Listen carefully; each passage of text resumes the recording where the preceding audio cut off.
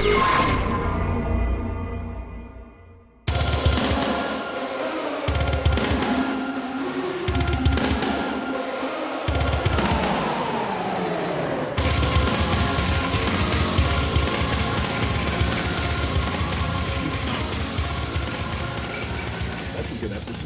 everyone, to the Magic Through Wrestling podcast. You're looking at a picture of me, but I am here. It's a long story, but I'm here. I'm recording. I'm live. I'm in my office. I am joined by some of my best friends. I have the one, the only Bill DeMott in the house with us, and then we have Maury as well, but that's besides the point. Bill, how was your week? It's like backhanded compliments. Yeah. I have some of my best friends here, and we'll talk about them later, but here's Bill and Maury. Yeah, how's your week? It doesn't matter. Let me tell you about mine. Holy jeez, Lou. It doesn't matter there, Maury. Listen, come on. We know who the face of this show is. We know everybody turns in for Bill. No. I thought you were going to say everybody turns in for that mug over there on the He almost had me. I was waiting for him. I'm like, wait a minute. Where are we going? Well, I won't disagree with you on that, although that is a sexy picture you have up of yourself. For those only the audio, because yourself holding the WWE title. Where were you at? That was at. So I'll tell you that was one of the best nights of my life. That was at Monday Night Raw at the Amway Center with tickets I had won in a silent auction at the Keri and DeMott dinner banquet. That was from like 2 years ago. Yeah. Had a year to use them, and we waited. They were like gonna expire like a week later, but WWE had come back that year. What shirt is that you have on? A Lucha Libre shirt? Say again, bud? Is that a Lucha Libre shirt you have on? No, that's AJ Styles. That's a Phenomenal One shirt. It does look like it says Lucha something. It does. I know it, but it is AJ Styles. It was his shirt. And that was like, we were in the second row that night, sitting next to somebody's family. We were on like the family and friends side of the ring. There were like 3 rows. I was just more concerned with the fact that it's a Lucha Libre shirt. There's a WWE title. It's like wearing Nike and Reebok and. Nope. That is a Phenomenal One AJ Styles shirt. So you had a phenomenal experience in a phenomenal shirt. It was. We made TV that night because one of the matches was I want to say Bailey and Nia Jax. Nice. They did a spot, or maybe it was Nia and Sasha, and they did a spot right next to us. They bring in this big rolling thing, right? This cart type thing, and they cleared out the 2 people that were sitting right next to it and actually moved us into the front row for that spot. Oh, wow. We got to stay there the rest of the night. So That's awesome. Me, my buddy Mike, who, fan of the show, was on for WrestleMania with us. And, of course, the one, the only Robert Campbell was there. And Robert was acting a fool on his Instagram when the whole thing went down. And then we told everybody we know Bill DeMott, so, I'm sure everybody, Bill adamantly denies knowing Rob. And people wonder why I don't go to shows. Because you get people like me and Campbell. So listen, in between all this talk, I'm going to chime in once in a while because I put it out there on the Twitter machine that we were going to be on. So at the Horn 53, I think he's talking about last week's show, or our last show where we talked about our 3 favorite groups. Yeah. And he said, how about adding Dean Martin and Bing Crosby to the list? Ooh. But I feel like I don't think I know this man my whole life, and I don't think he's being serious. I think he's knocking my favorites list. So who is this man, Bill? Who's this man? This is the Horn. This is the reason God made Oklahoma.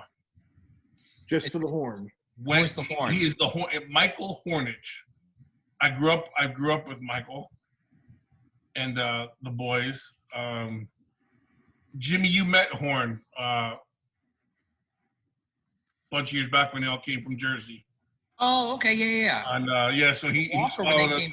So he wanted Dean Martin and Bing Crosby added to it. But we do have a question from the Healthy Movement. I'm not sure what that means. But Be healthy. what is your favorite strength exercise? And he can't wait to listen to our response on the show this week. So let's start with Mr. My meals have changed, my body's changed, my schedule's changed. Jimmy Rook, since your picture's the only one on the screen right now. And I think you do that. Does he do that on purpose, Maury? Yeah, he does. He does do it on purpose. Everything he does is intentional. I know. I'm learning that very slowly. What is your favorite strength exercise, Jimmy? So I love going to the strength shop and working out with. No. Hold on, I'm gonna get there. Right. But so I'm not as familiar with all the names because Matt always has to remind me every time I go. He'll have my list. He's like, what is that? So, out of everything, I'll tell you, I really like bench pressing. There's something about just moving that bar with the weights and adding weights on top of it. That makes me happy. I like to deadlift. That's another one of my favorite exercises because I feel like I can deadlift a lot more than I can bench press. So I feel like stronger than I am mentally when I can deadlift a couple 100 pounds. Maury, what do you got? Do you have a favorite? I do. So I had back surgery a couple years ago. I have to be super careful. But now I'm back at the strength shop with Matt Wichlinski. And plugging somebody here. He does such a great job. My favorite thing, though, because it's the most challenging, because it's the thing I have to be the most careful with my back, are probably squats or box squats. Wow. Because if you torque your back in any way, you're gonna mess it up. And they're challenging and they work out every damn part in the body. I mean, it feels great. How about you, Bill? Yeah, I'm gonna piggyback off of Jimmy. I'm a big when I found the gym and figured out what it was that made me want to. I gotta get rid of this. I just gotta get rid of this background. It's just making me crazy. I found that bench pressing was the challenge. I mean, 4 million, but that was the thing that I felt like I was really getting something out of. So I'll go with bench press. And yes, a big shout out to the strength shop and Witchy and what he does for people. But yeah, so that was the healthy movement. I hope you appreciate the answer to that one. Appreciate you checking in with us. I know he's a subscriber to what we do. And you got to follow it up, though, Bill, because the next question somebody's going to ask is, what was your biggest bench? Well, mine was 605. Are you serious? Yeah, I was a 605 bencher. Quick little funny story. 605 bencher, but I could never get my incline to match my flat press, which you're not supposed to. But I had a 550 incline, and we were lifting after tapings one time at Universal. We were at the gym with Stevie Ray, and I mean, at one point, I have to say that we had if nothing else, we had the strongest wrestlers. Oh, you did. In the business. We're in WCW.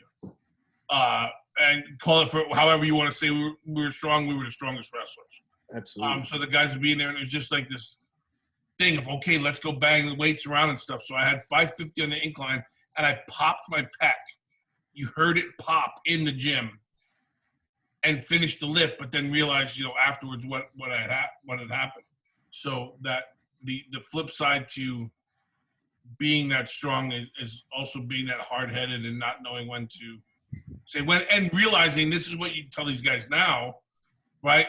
How I hate to lead into wrestling, but one of my biggest things is I transformed from, performer to behind the scenes and stuff is you can tell the people you bench whatever you want, they don't know. So the fact that I could bench press 605 didn't mean anything. I just had to look like it. Sure. So don't go lifting the heavy weights. Don't get hurt. Don't take yourself out of positions and things like that. And back then, if you didn't work, you weren't getting paid. And if you weren't getting paid, you weren't getting used. So torn pec and all, you worked through it. You big black and blue, so you wore your shirt more times than not. But anyway, that's always something always leads back into wrestling. But yeah, 605 at the time was my heyday. So question, what was your gym routine? And I don't mean what was every set that you did, but I mean, did you get up in the morning? Like whenever you were traveling, did you go Monday, Friday, Saturday? Every day. Every day. Every day you were at the gym on the road, and twice a day when you were home. I was a big 5 a.m., 5 p.m. guy at home. So I'd be up by like 3:30. I lived, East Coast here in Florida, but the big gym at the time was the World's Gym in Merritt Island, which was about 40 minutes from me. So I'd get up at 3:30, have the shake or whatever, make the drive, be awake, get a full workout in. And then by the time you got home, your day started, and at 5 o'clock you went back and got round 2 in. But every day you were on the road, you were in the gym. I mean, you hear it from everybody who still does it. It's airplane, rental car, gym, arena. Did you have lifting buddies, like certain guys that you always lifted with on the road? No, not on the road. Just kind of did your on the thing. road. There was everybody kind of had their own deal. Sometimes you go to, depending on like if you were on London tours or stuff like that, you'd hook up with one of the guys. Okay, let's go, and it held you accountable because it's very easy to get distracted on those, the European tours and all that stuff, and very easy to go. You don't want to take today off, but if you have a guy and say, let's hook up for the next 5 days in the gym, and so that was cool to do that. Awesome. How was everybody's Easter? It was good. Is Jimmy still there? I see you can't tell because the I'm here. I don't know. I can't. You don't know what he's doing. I'm here. I'm listening. Good, man.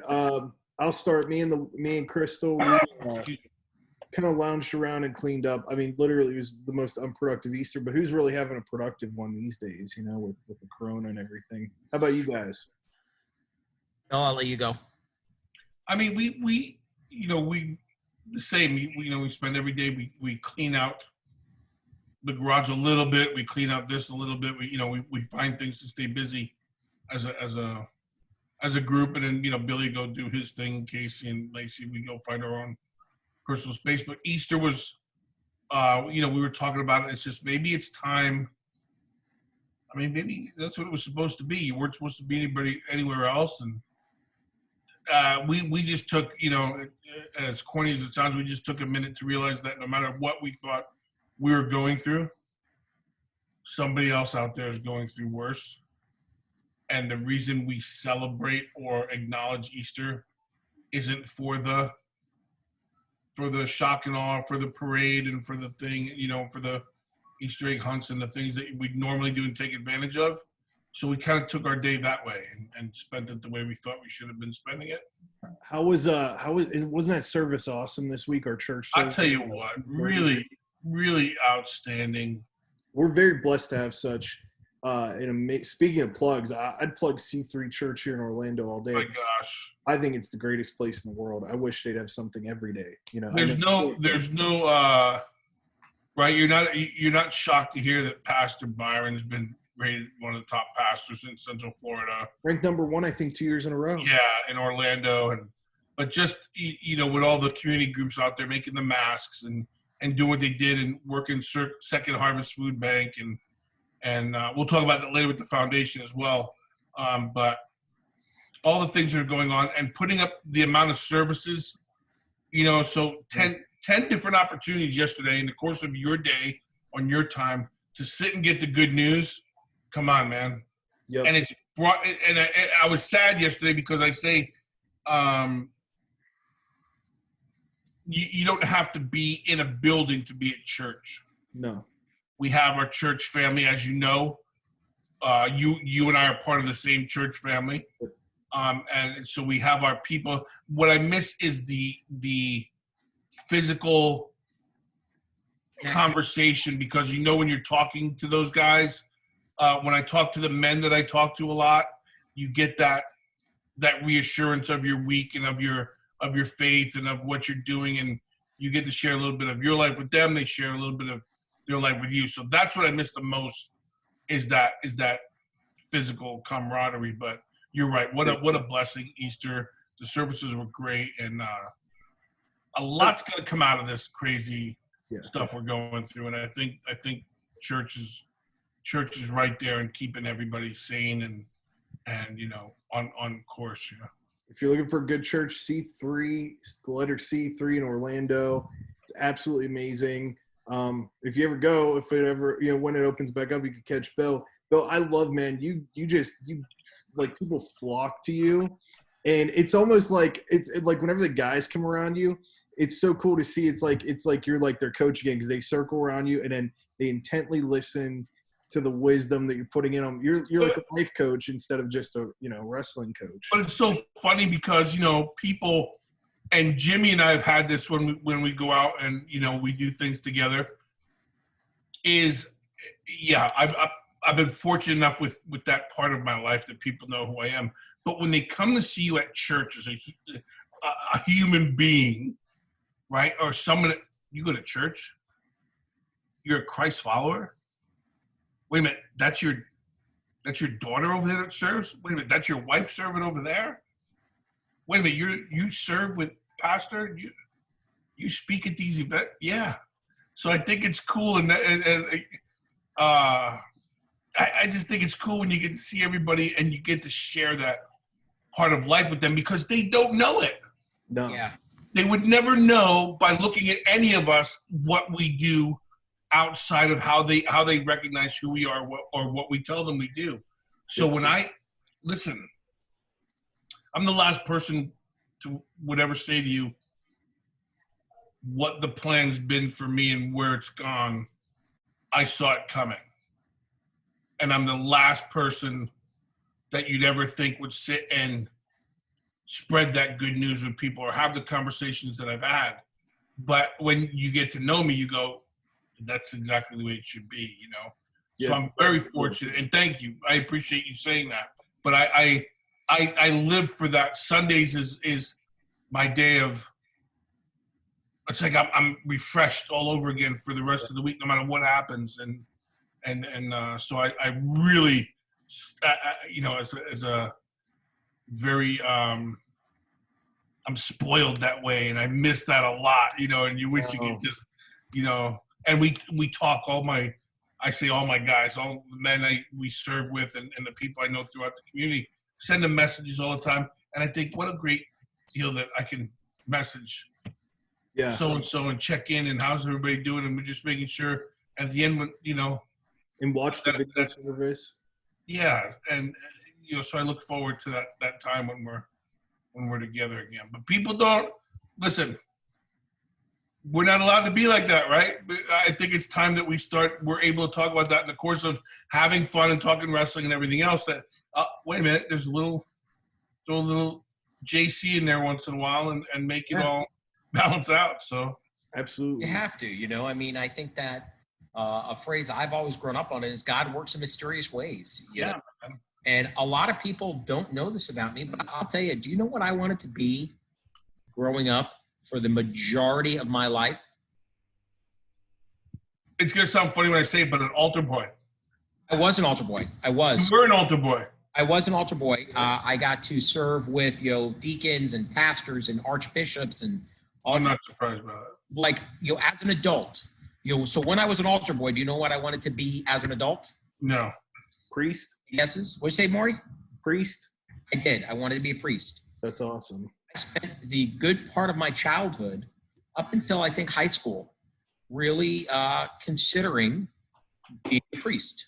And it wasn't until, I can tell you exactly when it was, I was 16 years old, that I made the decision that I was not going to be a priest and I was going to be a police officer.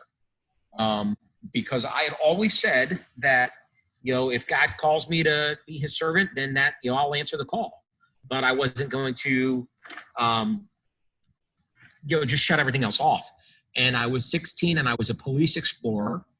And I remember that we responded to the scene of a fatal car crash. And me as an explorer, 16 years old, I had another explorer, maybe I was 17, another explorer who was a year younger than I was. And then we had a advisor, and we had this little explorer car. It was old and beat up, and it had old real bubble lights on it. It was really a piece of trash, but it was really cool. We enjoyed it. And we responded to the scene of the crash. And for lack of better words, all hell was breaking loose around me. And people were looking at me for like, hey, what to do. And, here I am, a 16, 17-year-old kid who has no life experience whatsoever. And I remember saying, this is what I want to do with the rest of my life. And that was the call that I took from God. That's awesome. Yeah, because there's still time.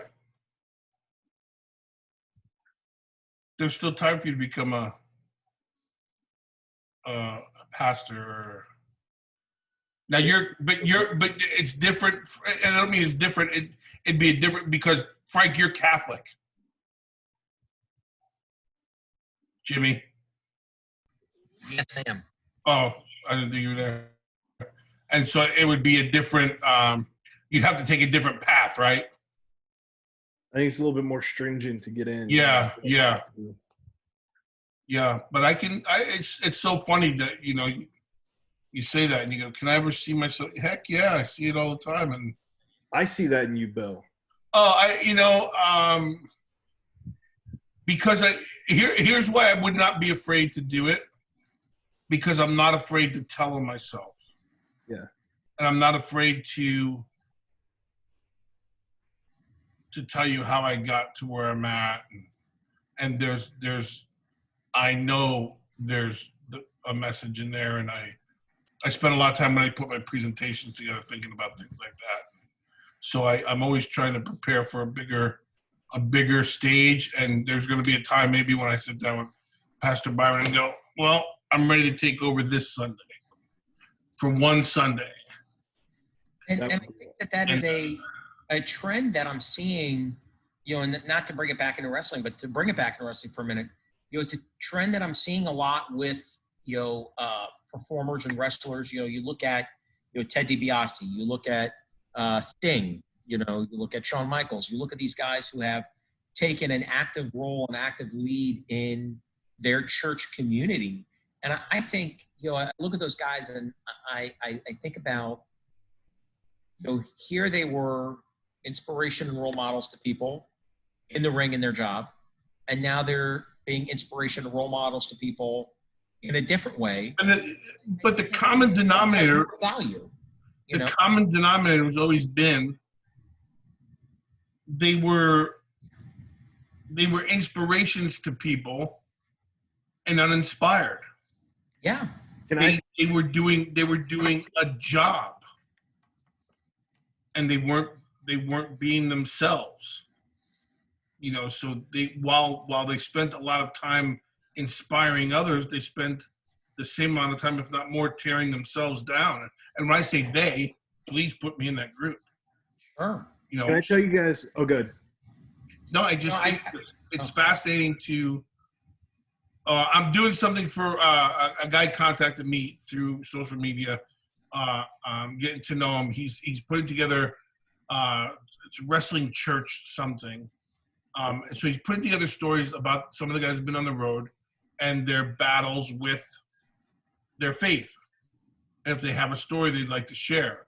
So he's contacted me, and I'm going to be sharing something with him. So it's so funny this stuff keeps coming around into the conversations, because I think there's a lot of guys and women out there who have a story that, that's worth hearing, and maybe brings to light that, everyone, they are human, and they, Yeah, I think there's something, as a fan though, I think there's something, and you hit it on the head, they're human, that I can appreciate even more when I listen to, Sting or you or Ted DiBiase talking, and, listening to your stories and your faith, and I could relate on that human factor, and I think it draws you in even more. But that's as a grown man you can. But when when you're in your top state of being a fan, and you're a young kid in your teens and following stuff, and I'm just saying, as long as you don't want to hear that stuff. Yeah, I get your and point. that's what keeps people from being themselves, is because they know what sells, and we kind of give into what people want, and not who we are. And I'm not blaming it. I'm just saying that's the dynamic, is that people, my money's going to be made in humor. My money's being made being humorous. Yeah. My money Well, sometimes not being made, traveling, expressing my love for Christ. So. Well, I could appreciate tremendously what you have done and, the good word that you're spreading. And, I look at things and, I remember when I had to be, I don't know, 25 or 26, I kind of had a falling out with the Catholic Church, not with Jesus, not with religion. My faith and my heart is there, Yeah. But, I was kind of going through something and I felt like I kind of got the short end of the stick in certain ways. And it really kind of put a bad taste in my mouth. Yeah. My personal relationship with Christ is what matters. And I remember there was a show that was on TV many years ago, right? And the show, Home Improvement. But there was a spinoff of Home Improvement, and I don't remember the name of it. With the neighbor.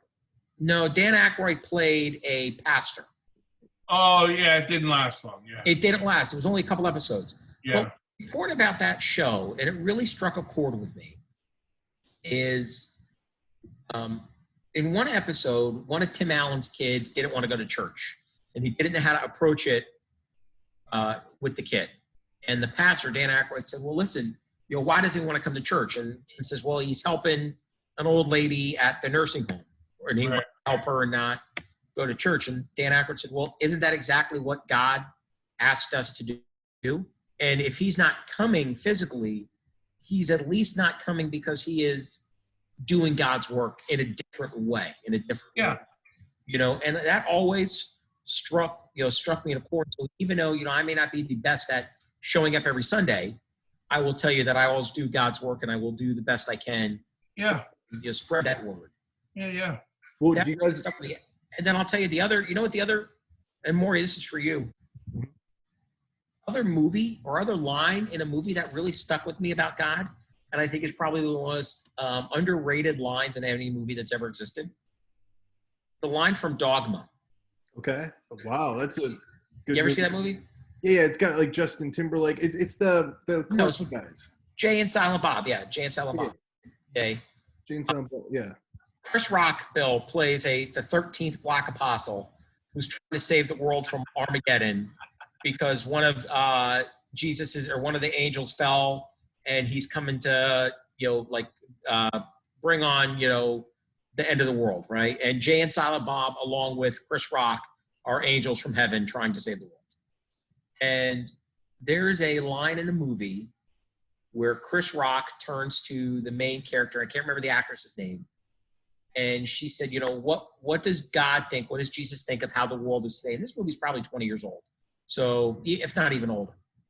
And he says, he's really upset how the world is because people took a good idea and built a belief structure around it. There was never meant to be all these different denominations. There was never meant to be religion. Right. The idea was just God loves you, do the right thing, right? Rejoice in that, go be decent human beings, right? Instead of religion out of it. And it took that message that Jesus spread and Jesus had for his disciples and apostles, and we built this religion around it instead of just, let me hear the message. What does he want me to do? And I'm going to go do it. Yep. And I think that really struck a chord with me. Eat the apple. Strike one. Don't eat the apple. Don't eat the apple. You guys want to hear? I had in the same topic.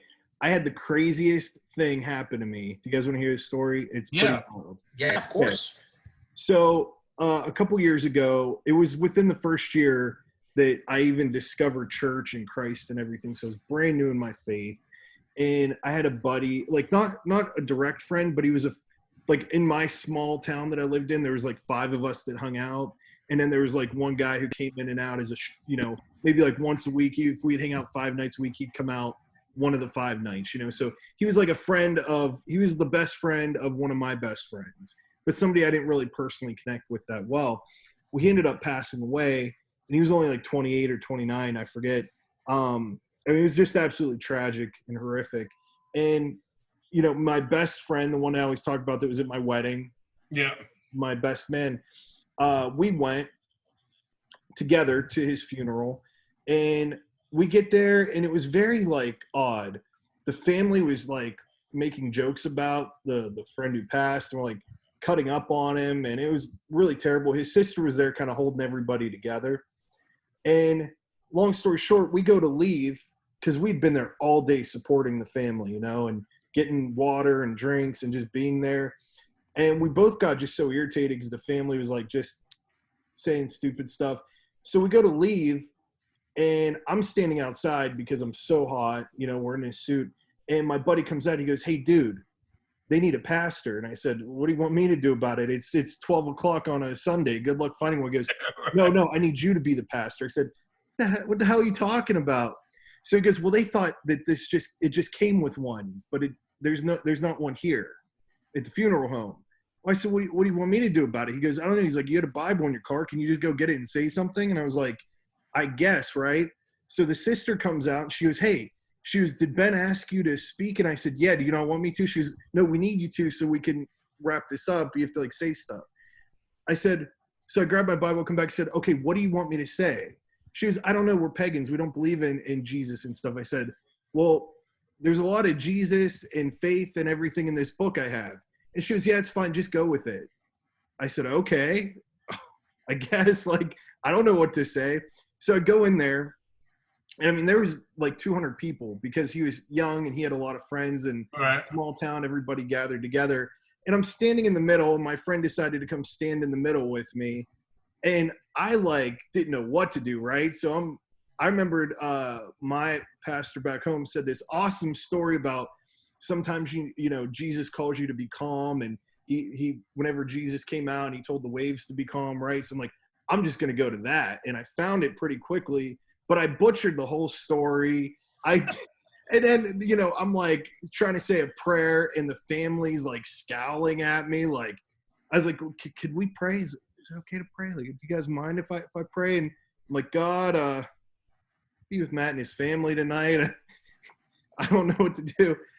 So we go to leave, and the funeral director grabbed me. He's like, "Hey," he's like, "just to let you know, you did a great job. That was one hell of a tough crowd you just performed in front of." I was like, "Thanks." So I go to the wake, and everybody comes up and starts calling me pastor. "Hey, pastor, you did a great job. Are you pastors allowed to drink?" And, like, people handed me beers, and I was like, "I can, but not a pastor. I don't know if I should now, if that's what you guys think of me." It was like the worst day of my life. I mean, it was just so bad. We need somebody to say that. By the way, we're pagans. Yeah, we don't, yeah. And by the way, we're just talking trash on the dead. So, like, Yeah, we're atheists and we hated this guy. Can you come up and say a few words? a few nice words about him and pray. That alone should have been your sign. Oh man, That alone should let you know the road you're traveling, man. Oh, it was, and my friend Ben, he's such a jackass. He goes, "Hey," he goes, "don't worry, I'll warm up the crowd. I'll say some really cool stuff about him since I was a better friend. I grew up with him, and then I'll lead you in, right?" He says, "Man, I really miss Matt. He was such a great guy. But Mark wants to say some stuff, and he's going to say a prayer for you guys." And I'm like, "You son of a bitch." So That was my, let me throw this at you guys, right? Bill, do you have a favorite Bible verse? I am gonna. My favorite verse right now is probably Keri's verse in Corinthians, but Colossians. But I don't have one that I don't have any committed to memory. Maury, do you have one? Actually, I keep a journal. It's like about this big. Right. Line it up, but it's about that big. And I don't have them committed to memory either. They're all my journal, but I take them with me every day. And it's cool because I have all, like, my positive song lyrics and all my Bible verses all written out in this journal. Look, there you go. So it's you know, I have my outlines, and much like you, and you know you have your your go-tos, and I have my reading, the things I want to catch up to on my reading, or what's pertaining to life right now. But I've never been one to.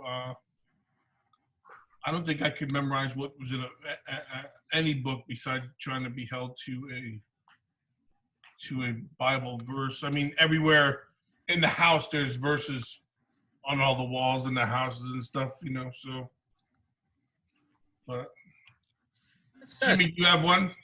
I do. I can't tell you where it's from. I don't know, the book or the whatnot. But when I was a kid and I was an altar boy, I remember they had this song, and I don't remember all the lyrics to the song. The song was taken from one of the verses of the Bible, and it basically said, "If today you hear the voice of God, harden not your heart." And that stuck with me, to this day. It's, if I hear it, I got to be ready for it. I can't not accept it. If today you hear his voice, I'm going to be ready and willing. Yeah.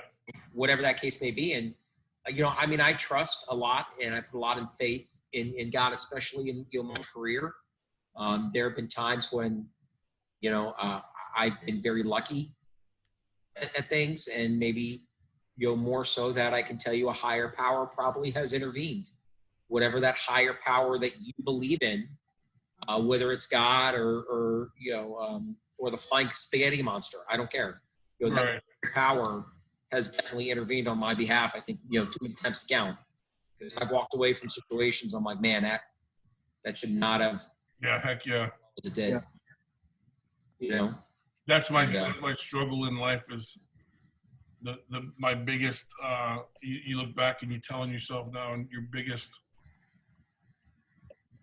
When you've had things going wrong, God, get me through this, and I promise I'll never do this again, or get me through this, and it'll be the last time we talk about this, or help me get through this one thing, and then I'll be doing this. And that was always the one side to it, right? That was always the do you believe? Yes, I believe. When I need to, I believe, right? So that's always, and I think that's the interesting part when you talk to people and let them know it's not uncommon, and that there's other ways around that now, and that that's kind of not expected, but it's not frowned upon, and just stay the course.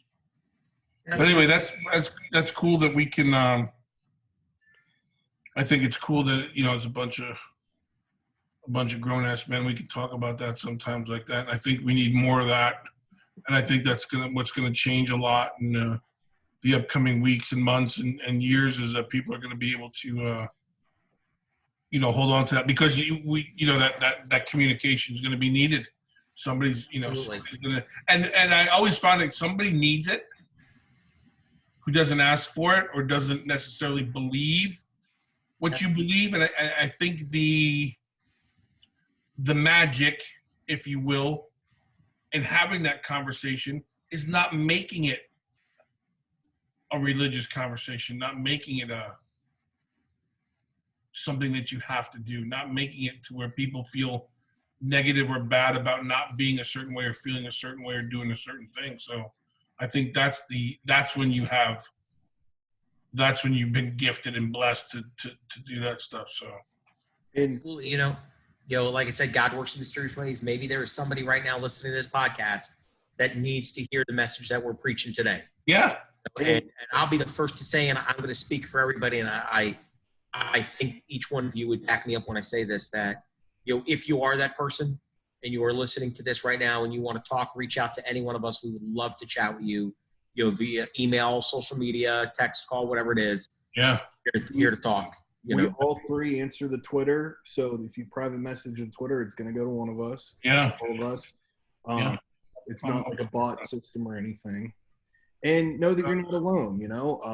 I think a lot of people feel alone right now because you can't leave the house.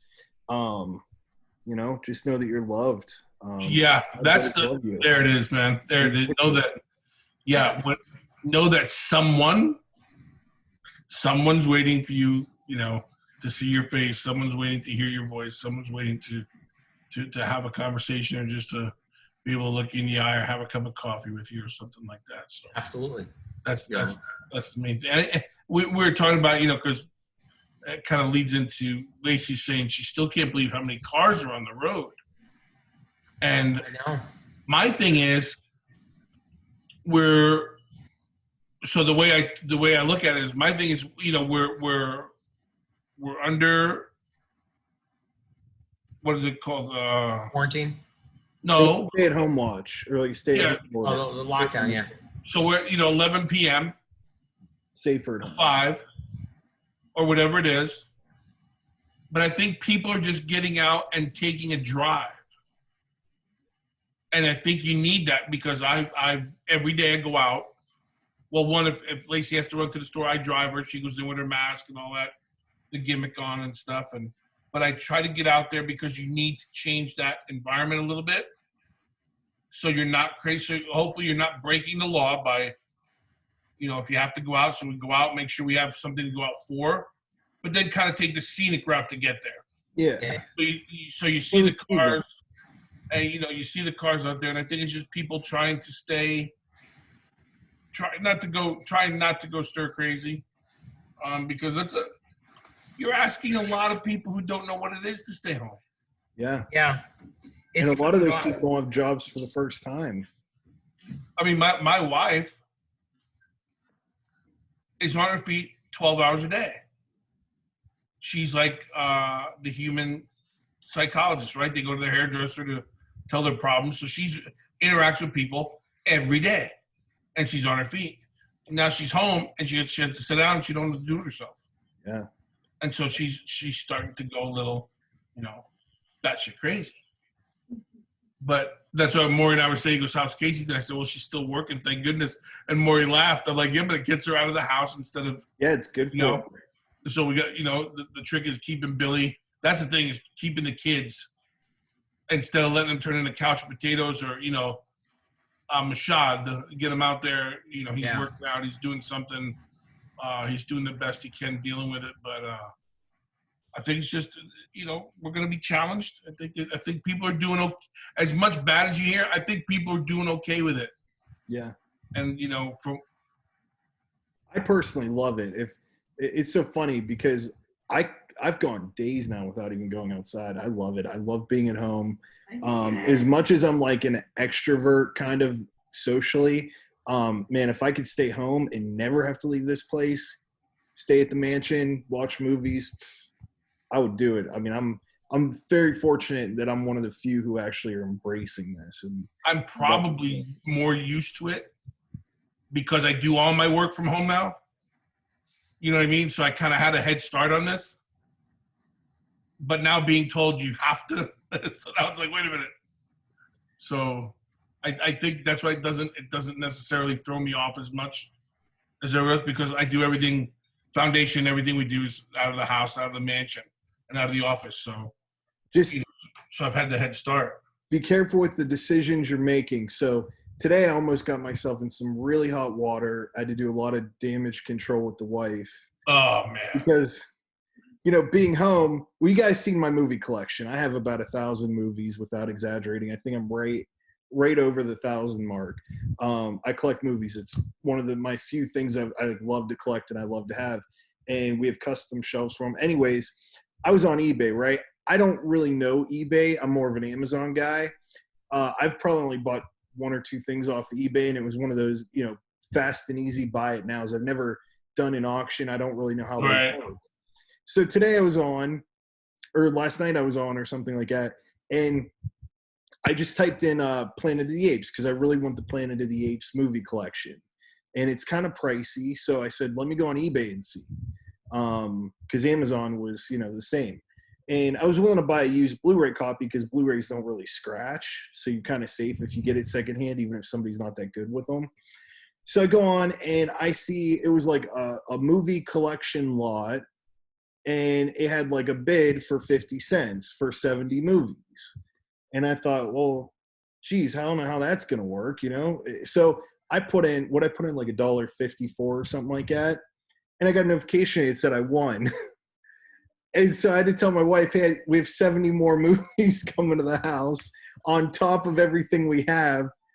But I only had to pay $1. You got it for $1.54. So she wasn't mad. And I have somebody who's going to take the ones I don't want. Just so I got that Darn Planet of the Apes collection, but you need to tell them that your wife specifically told you no more. yeah, oh yeah, that was the thing. I filled up our shelves, so the deal was once you fill up the shelves, you can't get any more movies. And I said, okay, I don't need more movies. Oh, you're in great shape. Yeah. So I'm banned from eBay. I have to delete the eBay account before I find it. For $1.54? Yeah, and there were like Blu-rays in there. There were some current movies. I just bought a new tool magnet. Oh, let's see it. You know, for when I'm working outside on the bench and the screws drop and all that stuff. Nice. I got bought the new tool tray so it keeps the screws. And I'm banned from Amazon. Now, did Amazon ban you or did Lacey ban you? I think Lacey actually called what's that guy Bezos personally and said anything with the name DeMott on it never prospered. So they were in cahoots. Yeah, because I find things and they get here and I don't remember getting them, and then we just got to turn around and send them back anyway. Like I bought 4 outlets. What? How many do you want to buy? I just one, but I thought if one looked good, the other 3 might go with the. So anyway, Lacey not holds really- credit cards now. Good yeah, thing I don't do well at home, so that's kind of. Well, hopefully this quarantine will be over soon. I'm hearing that May, it looks like we may get back to normal. Jeez, whatever the new normal is going to be, right? Yeah, I know. I just want you all to know today, I should be sailing away in the middle of the Atlantic, heading towards the Caribbean. Which means Bill and I should be in New Jersey eating pizza and No, you leave on Waffle House. Thursday. You leave on Thursday. Right. I officially had the last event I was holding on to Canceled. canceled on me today. That I'm sorry, sucks. guys. Well, listen. So I went all the way through July. So you missed your cruise. I'm not getting to go to Waffle House with Bill in New Jersey. I'm staying here, banned from Amazon. Well, listen. There's a bright side to this. Yeah, you don't have to be around your girlfriend. No, what? Trapped on a ship. No, Romantically. listen. Here's the bright side to this.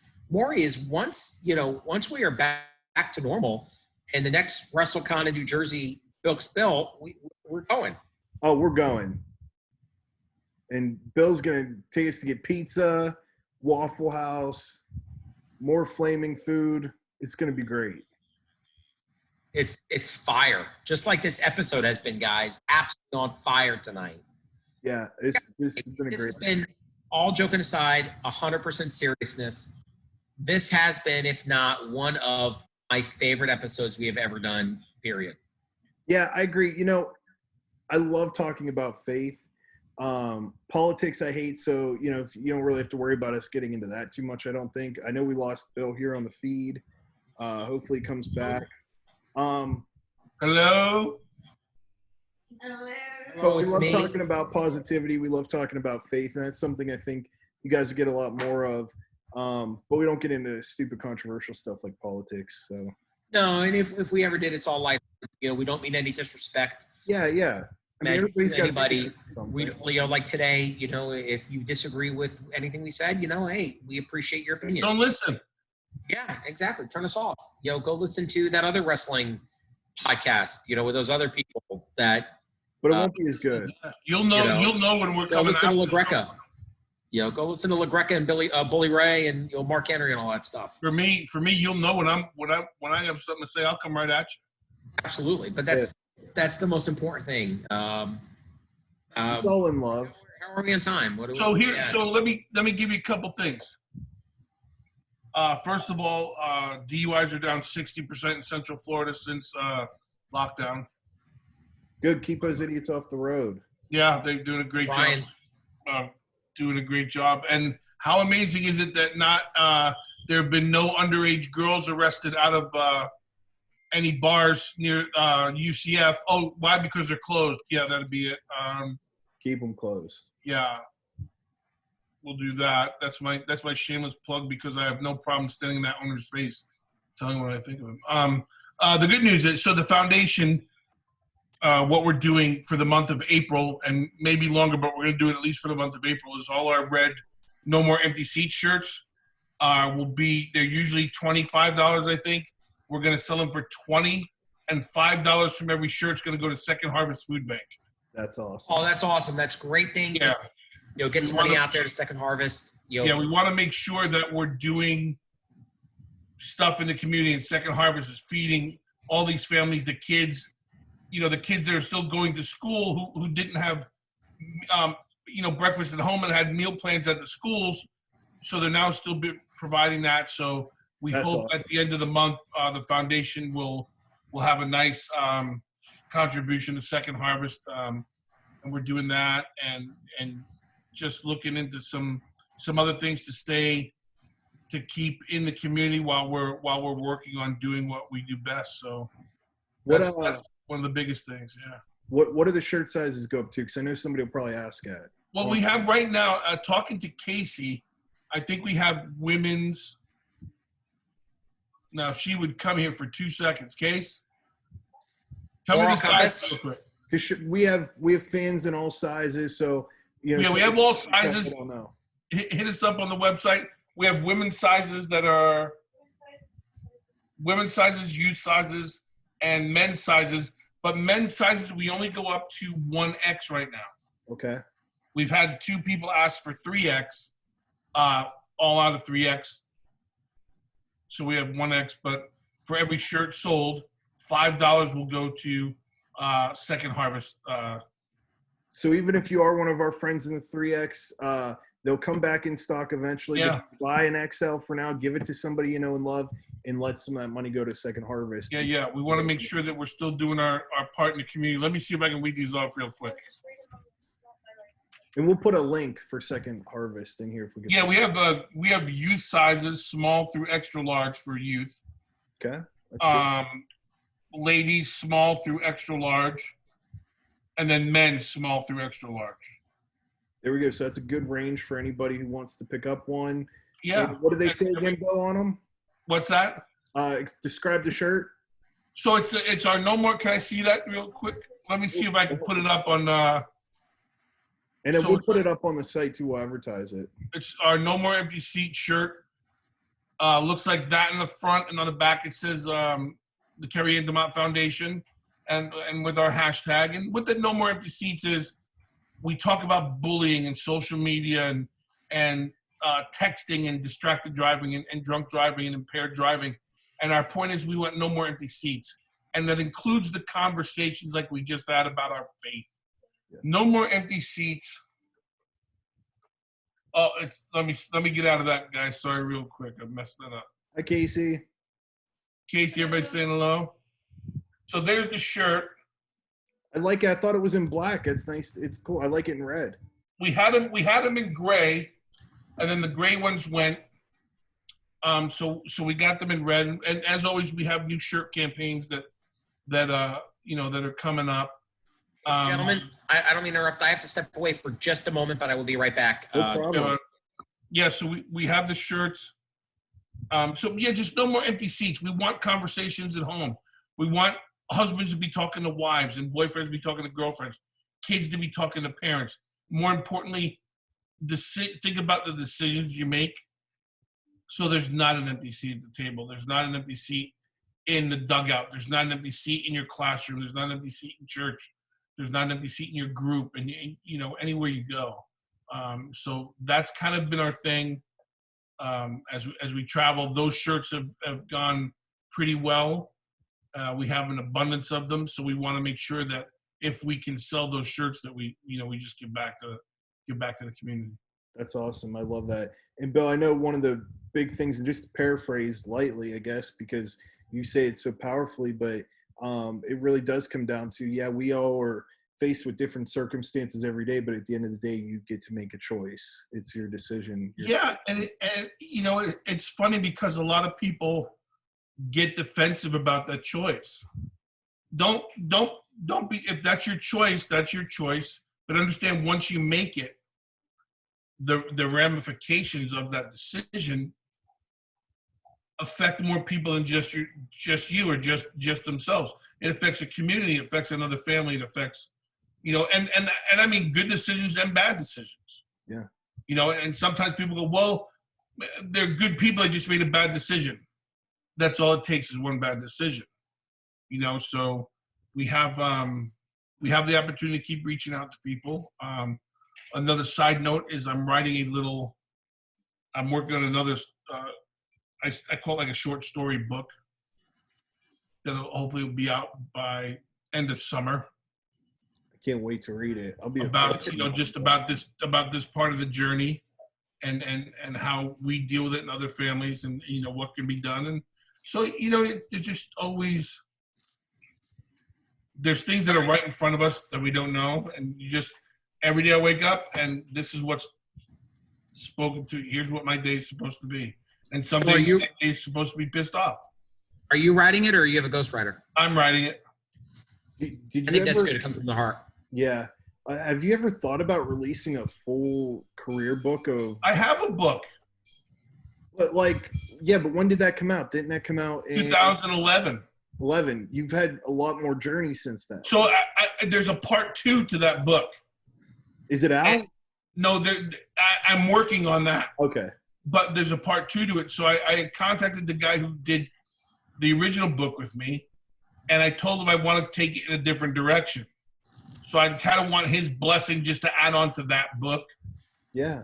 And see if we can part ways. But, that first book I did sold over 2,000 copies. And, but it's a tell-all book. It's not, and that's the thing. That's where people are going to decide if they ever want to talk to me again.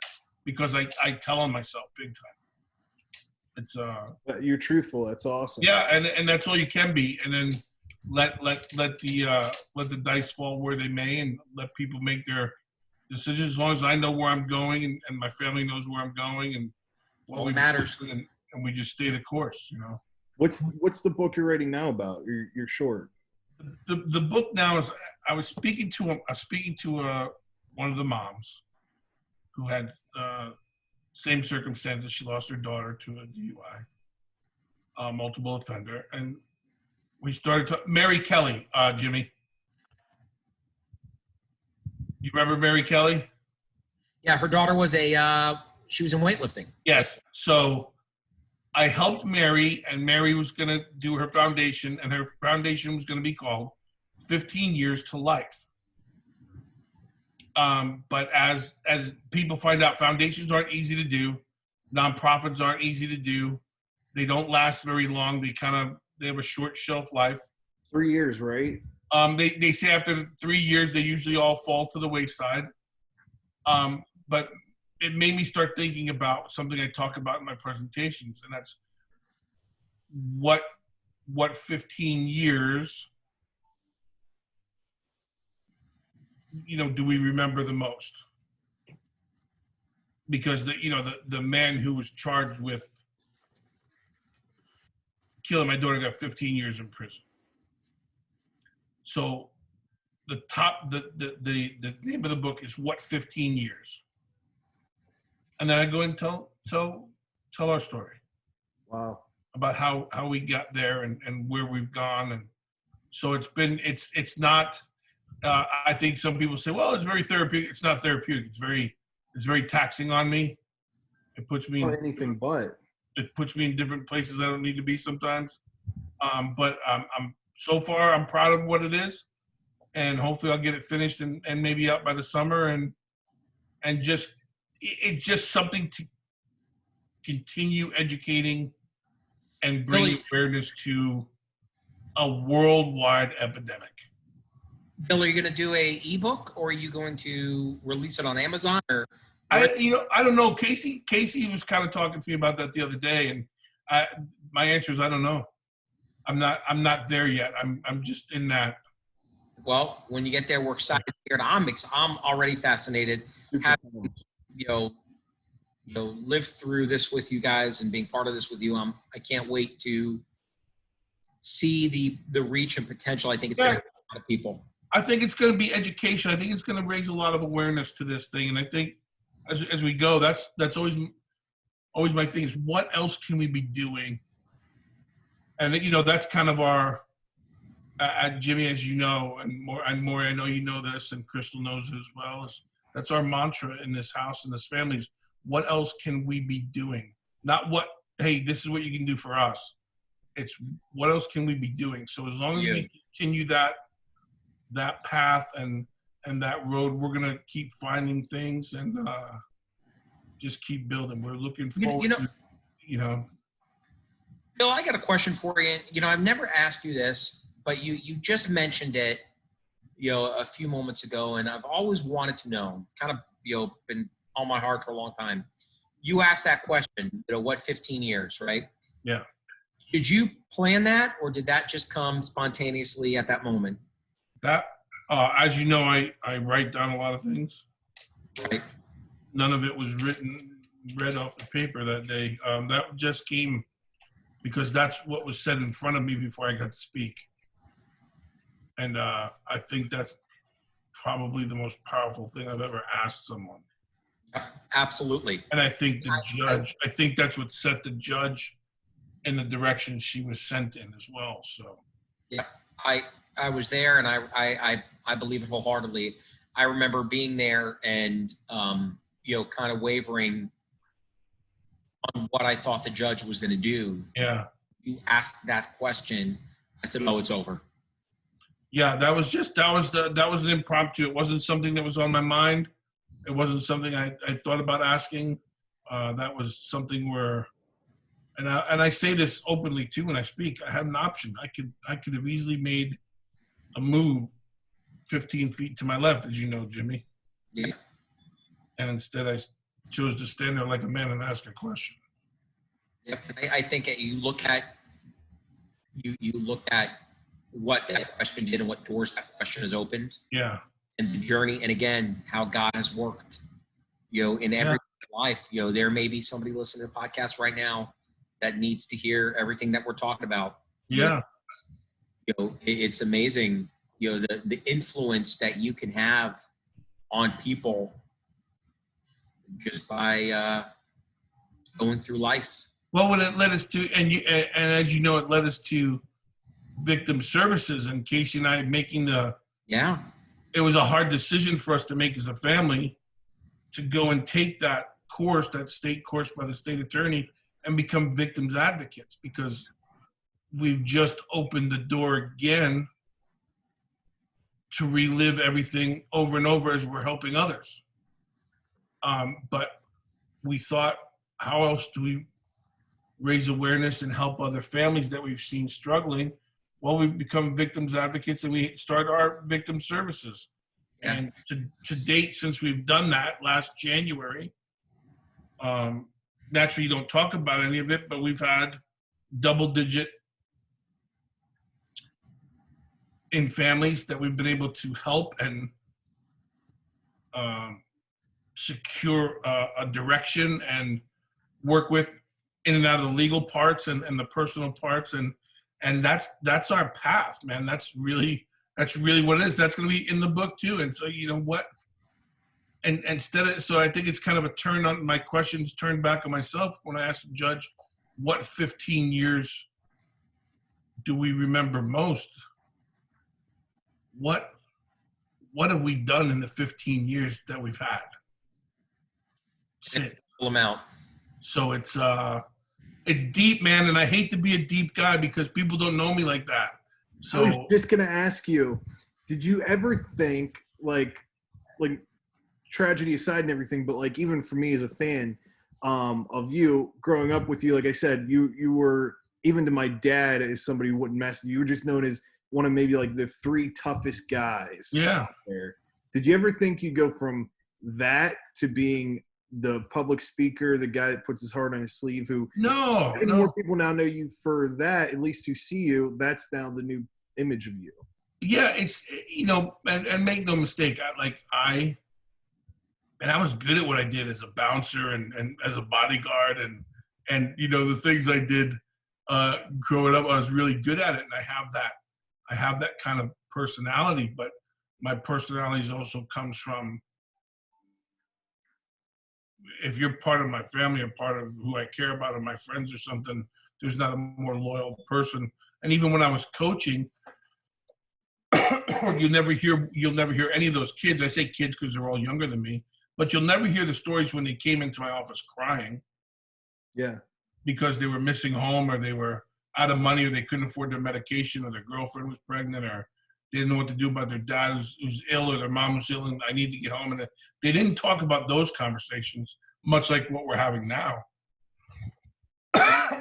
So people don't know that part of me. Yeah. And I'm not, like, all they knew was TV Bill. Yeah. And I was very good at being TV Bill. But I never thought one time would I ever be standing in front of 1,500, 2,500 kids, or 2,000 people at a Siemens Corporation safety meeting, or the things that we're doing, or standing on the Senate floor addressing lawmakers. I never thought that would be, but then again, that wasn't for me to decide. Yeah. Otherwise, I'd be angry and pointing the finger at why isn't someone doing something. Did you ever think, and I mean this with all sincerity, like no one's flattery, even though I love you and I do have a bias towards you, but did you ever think you'd be so good at it? I mean, I did your video. I'm your video guy. Yeah. And as a professional video guy, you never take focus off your job. And you're the only person, I mean, I've worked on some really cool stuff with some really big people. You're the only person that's ever made me look up from my camera. Thank God it was on a tripod and you weren't moving that much. You're the only person that's ever taken my focus off my job, because that's how good and powerful you are. Did you first of all, thank you. I'll tell you the same thing you already know, and Jimmy knows it, and anybody, I have no idea what I'm talking about. Yeah, you said you prepare. I prepare like crazy. That's the wrestler. That's the head coach in me. I make sure that I have my ducks in a row, and here's going to be my 3-day seminar, and this is what we're going to do, A, B, C, D, E. And if we venture off, we can cover it with this, and we can go this way. So much like my presentations with students and adults, the same thing. But by the time we get out of the truck and go into that venue, something happens. And it sounds funny to say that, but I don't know what I talk about. I'm always asking about how it went. Yeah. Did we do our job? Did we reach someone? And that's just not for me to question. I'm coming to terms with that, and I'm going to do everything the same way I always do it. And however it comes off, it's going to come off the way it was supposed to be meant that day in front of that audience, in front of those people, and what they needed to hear.